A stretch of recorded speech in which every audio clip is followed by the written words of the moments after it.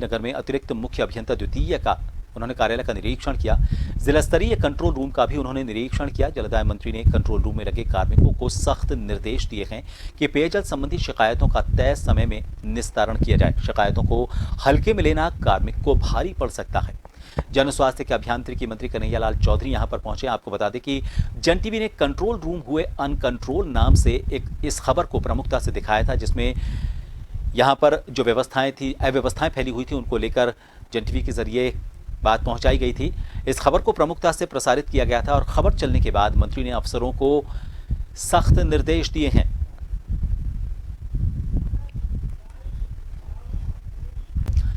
जयपुर से हमारे वरिष्ठ सहयोगी दशरथ सिंह इस वक्त हमारे साथ लाइव जुड़ गए हैं। दशरथ, लगातार गर्मी, पानी की कमी, इनको लेकर जन टीवी जागरूकता से सारी खबरों को दिखा तो रहा ही है, लेकिन इस वक्त इस बीच प्रशासनिक व्यवस्थाएं किस तरह से, क्योंकि सरकार अपनी तरफ से पूरी कोशिश करती है, लेकिन बीच का जो पार्ट है, जो जनता को उन आदेशों की पालना करते हुए सुविधाएं देता है, वहां पर जो लैकुना था, वहां पर जो खामियां थी, उसको लेकर जन टीवी ने एक खबर प्रसारित की थी। खबर का असर हुआ है। खबर का असर ये सबसे जरूरी है कि लोगों तक अब राहत मिल पाएगी, क्योंकि शिकायतें होती थी और उनका निस्तारण नहीं हो पाता था।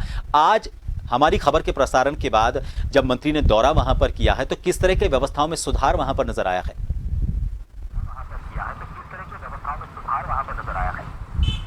देखिए, निश्चित तौर पे अगर प्रभात पूरे इस मसले की बात करें तो इस समय पूरे प्रदेश में पानी की किल्लत को लेकर चारों ओर लोगों के प्रदर्शन चल रहे हैं और चारों ओर जो समस्याएं आए हैं उसको लेकर मंत्री की तरफ से, पहले विभाग की तरफ से कंट्रोल रूम बनाए गए थे।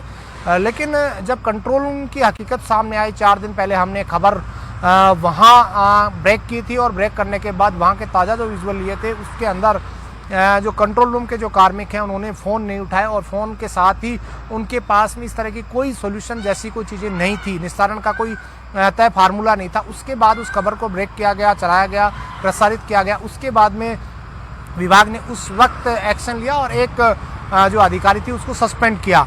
एक दिन पहले जब मंत्री की तरफ से प्रेस कॉन्फ्रेंस की गई, उसमें भी ये वाकया उठा और कहा गया कि जयपुर के अंदर जो कंट्रोल रूम स्थापित हो रहे हैं वहाँ के हालात बहुत विकट हैं और कंट्रोल रूम के नंबर उठ नहीं पा रहे हैं। मंत्री ने खुद फ़ोन लगाया, कई बार नहीं उठे। उसके बाद जब मंत्री के अधिकारियों से बातचीत की गई, तब वो फ़ोन कहीं ना कहीं जाकर उठे।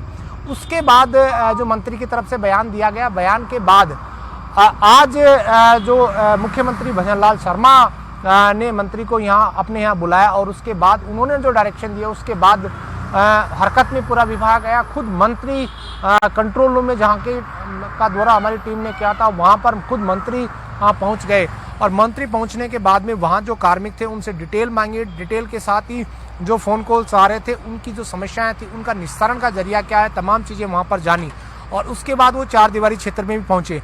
बहरहाल खबर चलने के बाद में, या यूँ कहें कि जब प्रमुखता से लोगों की समस्या उठाई गई और विभाग के जो उच्च अधिकारी हैं या मंत्री, उनके मामले पास जब पूरा मामला संज्ञान में आया, एक दिन पहले जिस तरह से मंत्री का बयान सामने आया, उस बयान को लेकर भी कहीं ना कहीं सरकार की किरकिरी हुई और उसके बाद मुख्यमंत्री खुद ने इस पूरे मामले पर संज्ञान लिया, अधिकारियों को निर्देश दिया, मंत्री को अपने यहाँ बुलाया और उसके बाद आज आनन फानन के अंदर मंत्री ने भी विजिट किया और अधिकारियों ने भी विजिट किया और साथ ही जो व्यवस्था है उसको दुरुस्त करने के भी निर्देश दिए। प्रभात, सबसे पहले जो सीधा जनता के संपर्क में रहता है वो कंट्रोल रूम ही, और लोग इस उम्मीद से फ़ोन करते हैं कि अब जबकि उनकी समस्या प्रशासन के जरिए सरकार तक पहुंच चुकी है, प्रशासन तक पहुंच चुकी है, तो उनकी समस्या का समाधान होगा। फिलहाल व्यवस्थाओं में किस तरह का सुधार अपेक्षित था, क्योंकि अब जाहिर तौर पर मंत्री जब वहां पर पहुंचे हैं, लेकिन एक कंट्रोल रूम की बात नहीं है, उसके आगे ये मैसेज और भी जो अगर हम पूरे राजस्थान की बात करें तो उन कार्यालयों तक पहुंचे, PHED कार्यालयों तक पहुंचे, ये भी बहुत जरूरी है। तो इसको लेकर क्या कोई विशेष दिशा निर्देश दिए गए हैं मंत्री की तरफ से?